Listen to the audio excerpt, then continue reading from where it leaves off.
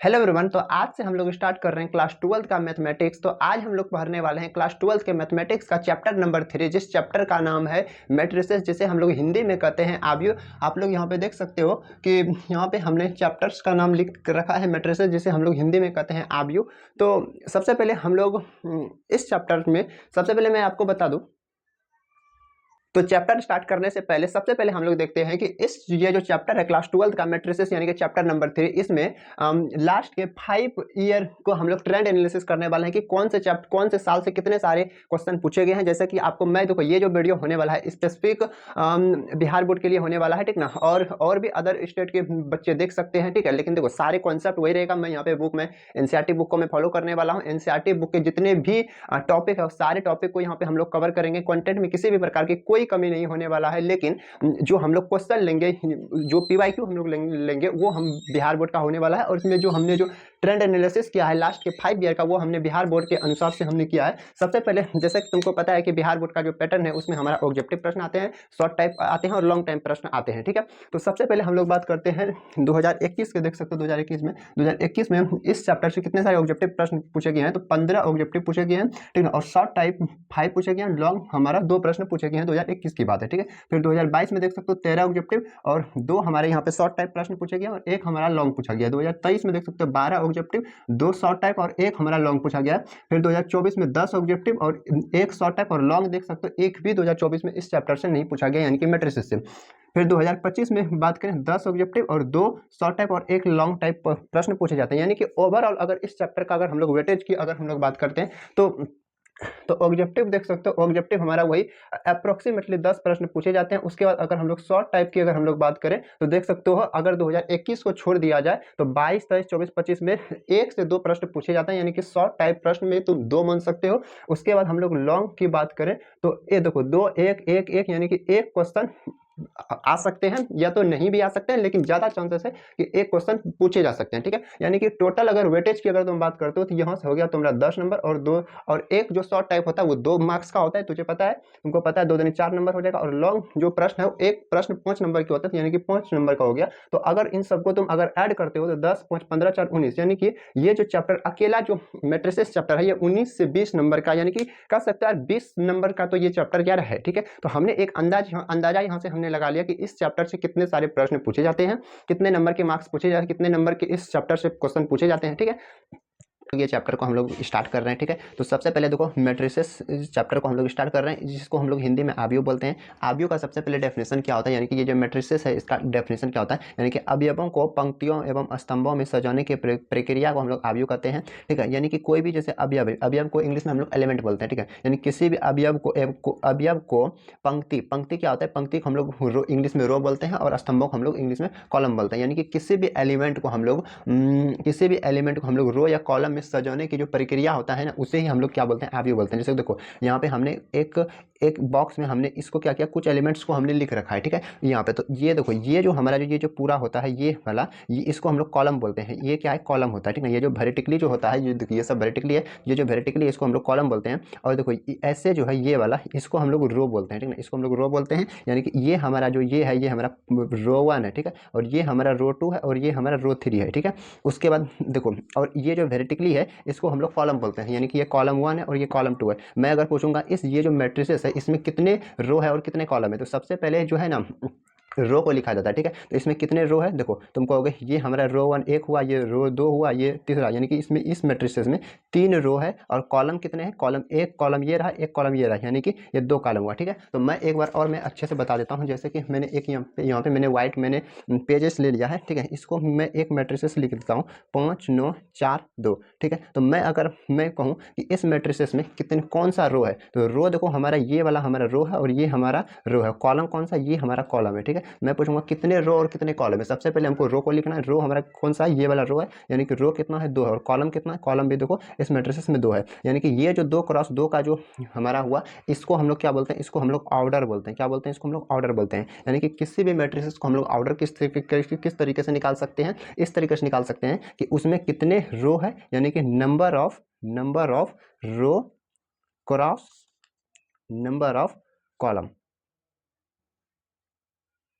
कितने number of row है और नंबर ऑफ कितने कॉलम है, वही हमारा क्या होता है, वही हमारा ऑर्डर होता है। देखो यहाँ पे लिखा हुआ है कि ऑर्डर ऑफ ए मैट्रिसेस में यहाँ पे दिख रहा है, यस बिल्कुल दिख रहा है कि और क्या होता है, ऑर्डर के नंबर ऑफ रो, जितने कितने नंबर ऑफ रो और कितने नंबर ऑफ कॉलम है, अब उसको ही हम लोग बोलते हैं ऑर्डर ऑफ ए मैट्रिसेस। ठीक है, जैसे कि इस वाले मैट्रिक्स में देखो, इस मैट्रिसेस में एक बॉक्स में 2 4 1,0 लिखा हुआ है। ठीक है, इसमें ऑर्डर कितना हो गया, 2 क्रॉस का 2 हो गया, और इसमें कितना है, इसमें देखो 1 रो 2 रो, 2 ही रो है। ठीक है, इस यहाँ पे हमने लिख दिया 2। सबसे पहले हम लोग नंबर ऑफ रो लिखते हैं, सबसे पहले किसको लिखते हैं, नंबर ऑफ रो लिखते हैं, फिर लिखते हैं हम लोग कॉलम, COLUMN। ठीक है, फिर कॉलम लिखते हैं। इस मैट्रिक्स में कितने रो है, तो 2 रो है, और कितने कॉलम है, तो 3 कॉलम है। ठीक है, समझ में आ गया यहाँ तक। और यहाँ पे जो हिंदी मीडियम के बच्चे हैं वो देख लो कि रो को हम लोग हिंदी में पंक्ति बोलते हैं और कॉलम को हम लोग हिंदी में क्या बोलते हैं, स्तंभ बोलते हैं। ठीक है, जनरली हम लोग इंग्लिश में वर्ड अच्छा लगता है तो हम लोग इंग्लिश में ही इस सबको यूज करते हैं। ठीक है, उसके बाद यहाँ पे देखो है क्या, नंबर ऑफ एलिमेंट, क्योंकि ये जो इसमें जितने इस बॉक्स में जितने भी एलिमेंट्स है, कितने एलिमेंट्स है, तो एलिमेंट्स देखो कुछ नहीं होता है कि नंबर ऑफ एलिमेंट जो होता है, number of row into number of column, यानी कि जितना नंबर ऑफ रो हो जितना नंबर ऑफ कॉलम है, दोनों को हम लोग मल्टीप्लाई कर देंगे तो हमें कितना मिल जाएगा, वो क्या मिल जाएगा, हमें नंबर ऑफ एलिमेंट्स मिल जाएगा। ठीक है, जैसे मैं बोलूँगा ये हमारा ए नाम का एक मैट्रिसेस है, इस मैट्रिसेस में हमारा कितने रो है और कितने कॉलम है, तुम बोलोगे, मैंने तुम्हें रो और कॉलम निकालना मैंने बता दिया।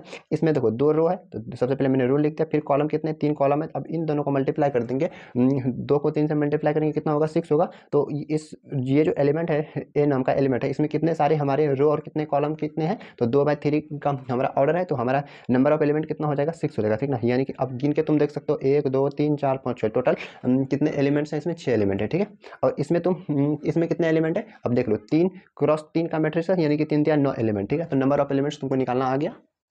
अब चलते हैं सबसे ज़्यादा इंपॉर्टेंट जो है इस चैप्टर का, ठीक ना, वो यानी कि टाइप्स ऑफ ए मैट्रिसेस। ठीक है, टाइप्स ऑफ मैट्रिसेस में सबसे पहले हम लोग पढ़ते हैं रो मैट्रिक्स। रो मैट्रिक्स को हम लोग हिंदी में बोलते हैं पंक्ति आव्यूह। अब रो मैट्रिक्स क्या होता है, जिसमें केवल एक ही रो हो, जिसमें केवल एक रो हो उसको हम लोग रो मैट्रिक्स बोलते हैं। जिसमें इसमें कॉलम नहीं होगा भाई, इसमें कॉलम नहीं होगा, इसमें केवल एक ही रो रहेगा।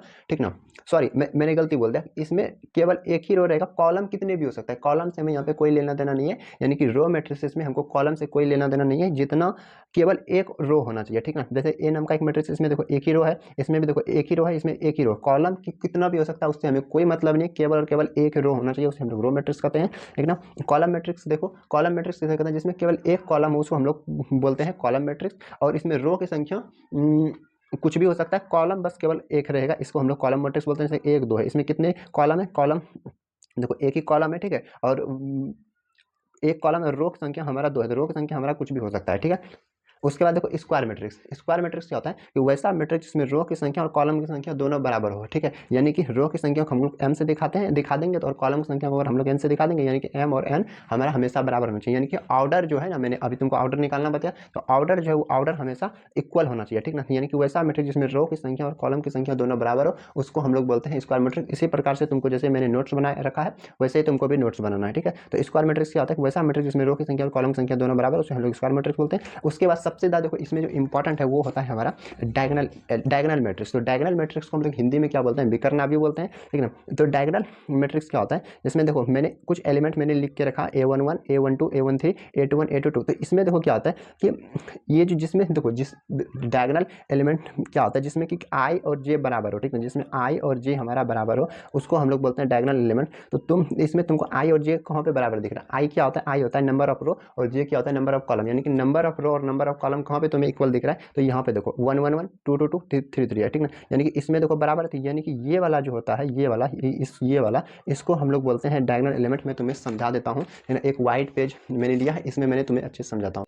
देखो यहाँ पे तुम्हें ये जो मैट्रिसेस दिख रहा है, ये मैट्रिक्स हमारा डायगोनल मैट्रिसेस है। अब कहोगे डायगोनल मैट्रिसेस कैसे है, देखो तुम्हें हमने क्या बताया, अभी हमने तुमको डायगोनल मैट्रिक्स बताया। डायगोनल मैट्रिक्स में क्या होता है, ये ABC, ये जो ABC है, ये इसके इधर, यानी कि इसके ABC जो है इसके इधर भी हमारा 0 0 0 0 तो सारे एलिमेंट रहेगा, और इसके इधर भी सारे 0 एलिमेंट रहेगा। तो ऐसे मैट्रिक्स को हम लोग क्या बोलते हैं, डायगोनल मैट्रिक्स। यानी कि इसका डेफिनेशन क्या हो जाएगा, तो हो जाएगा a matrix in which all the non diagonal elements are necessary zero. मतलब कि जो नॉन डायगोनल एलिमेंट्स है, यानी कि जो डायगोनल एलिमेंट नहीं है, उसके अलावा जितने भी बच जाता है एलिमेंट, वो सारे के सारे हमारा जीरो होगा। तो ऐसे मैट्रिसेस को हम लोग बोलते हैं डायगोनल एलिमेंट्स। ठीक है, यानी कि डायगोनल मैट्रिसेस में हमको जरूरी क्या है कि नॉन डायगोनल एलिमेंट्स जो है वो हमारे सारे के सारे जीरो होने चाहिए। देखो जैसे नॉन डायगोनल एलिमेंट ये है, ये सारे के सारे जीरो, ये सारे के सारे जीरो। ठीक है, एक तुम और लिख सकते हो, जैसे कि देखो तुम कुछ भी लिख लो, जैसे कि यहाँ पे लिख लो 5 लिख लो, 8 लिख लो, 6 लिख लो, उसके बाद सारे के सारे को जीरो कर दो, सारे के सारे को जीरो कर दो, तो ये हमारा क्या बन गया, ये भी हमारा एक देखो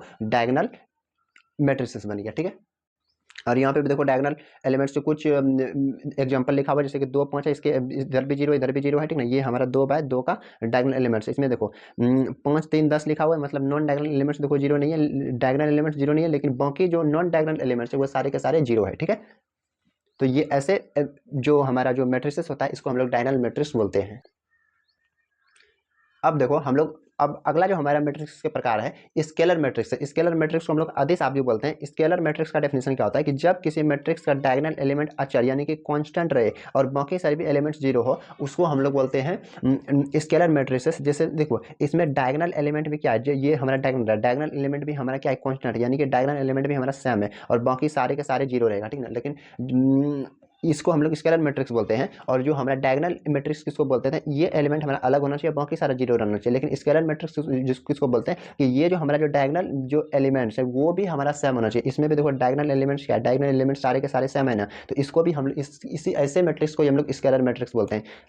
एक बार तुमको हम समझा देते हैं अच्छे से कि ये जो डायगोनल मैट्रिक्स और ये जो हमारा स्केलर मैट्रिक्स है, दोनों में हमारा क्या मतलब डिफरेंस है, ठीक है। सबसे पहले हम लोग एक यहाँ पे डायगोनल मैट्रिक्स लिखते हैं। डायगोनल मैट्रिक्स देखो क्या होता है, जैसे कि 5 9 6 मैंने लिख लिया, बाकी सारे के सारे हम लोग क्या कर देंगे भाई, सारे के सारे यहाँ पे 9 लिख देते हैं, सारे के सारे हमारा 0 हो जाएगा, ठीक है। तो मैंने क्या किया, देखो इस एलिमेंट को मैंने अलग रखा, बाकी सबको 0 किया, ठीक है। लेकिन ये हमारा कैसा मैट्रिक्स है, ये हमारा डायगोनल डायगोनल मैट्रिक्स है, ठीक है। ये हमारा डायगोनल मैट्रिक्स है। लेकिन हमारा स्केलर मैट्रिक्स क्या होगा, स्केलर मैट्रिक्स। तो स्केलर मैट्रिक्स जो हो जाएगा वो ऐसा हो जाएगा, मान लेते हैं ए नाम का कोई हम एक स्केलर मैट्रिक्स लिखते हैं। जैसे कि यहाँ पे मैं 6 लिखा, तो अब हमको सारे जगह हमको 6 ही लिखना पड़ेगा, बाकी अगर 0 हम दे देंगे, बाकी जगह 0 दे देंगे, यानी कि ये जो डायगोनल एलिमेंट्स है ये भी हमारा सेम होना चाहिए, ठीक है। तो इसको ही हम लोग क्या बोलते हैं, यहाँ पे दिख रहा है, यहाँ पे ये हमारा स्केलर मैट्रिक्स हो जाएगा। आई होप तुमको डायगोनल मैट्रिक्स और स्केलर मैट्रिक्स में जो डिफरेंस है वो तुमको समझ में आ गया होगा, ठीक है।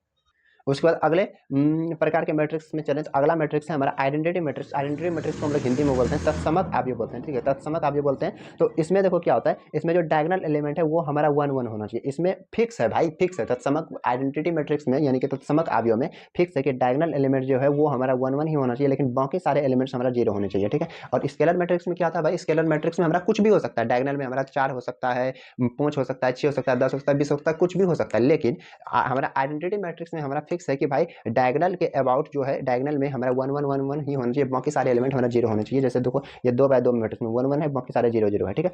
तो ये हमारा आइडेंटिटी मैट्रिक्स इस प्रकार से होता है। उसके बाद फिर जीरो मैट्रिक्स की मैं बात करूँ, तो जीरो मैट्रिक्स तो भाई सबसे ज़्यादा हलवा है भाई, सबसे ज़्यादा लल्लू है, ठीक है। इसमें सारे एलिमेंट ही हमारा 0 हो जाएगा, सारे एलिमेंट 0 हो जाएगा, तो ये इसको हम लोग जीरो मैट्रिक्स बोल देंगे, ठीक है।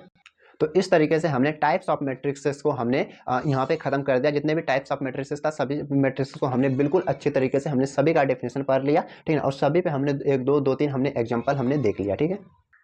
तो इस वीडियो में हम लोग इतना ही रहने देते हैं। अगले वीडियो में हम लोग क्या करने वाले हैं, एनसीईआरटी के ये जो एनसीईआरटी बुक, ये देख सकते हो, ये मेरे पास ये जो एनसीईआरटी का बुक है, ठीक है ना, क्लास 12 का, इसका हम लोग क्या करने वाले हैं, ये जो एक्सरसाइज 3.1 है इसके सारे के सारे क्वेश्चन हम लोग नेक्स्ट वीडियो में हम लोग करने वाले हैं। एक्सरसाइज 3.1 के सारे क्वेश्चन हम लोग करने वाले हैं, ठीक है। तो इस वीडियो में इतना ही। अगर वीडियो पसंद आए तो वीडियो को एक लाइक जरूर कर देना, ठीक है। और एक अगर वीडियो तुम्हें अच्छा लगा होगा तो एक कॉमेंट भी जरूर कर देना, ठीक है। तो मिलते हैं किसी नेक्स्ट वीडियो में, इसमें हम लोग एक्सरसाइज 3.1 को हम लोग बिल्कुल पूरी तरीके से अच्छे से यार कंप्लीट करने वाले हैं, ठीक है, अच्छे से।